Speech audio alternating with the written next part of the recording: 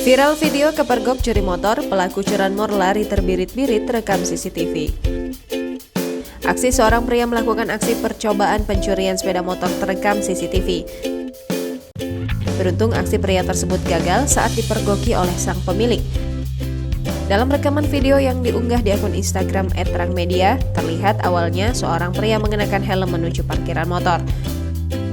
Beberapa saat kemudian, seorang wanita datang dan melihat pria tersebut. Panik melihat pemilik itu, pelaku kemudian buru-buru pergi dengan berjalan cepat.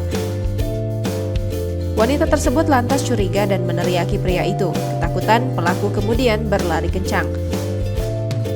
Diketahui kejadian itu terjadi di Masjid Al-Huda, Desa Kebalen, Kecamatan Babelan, Kabupaten Bekasi, Jawa Barat, Selasa 5 April 2022 lalu. Namun hingga kini belum diketahui bagaimana kelanjutan dari peristiwa itu. Nah, itu dia tuh. Nah, turun.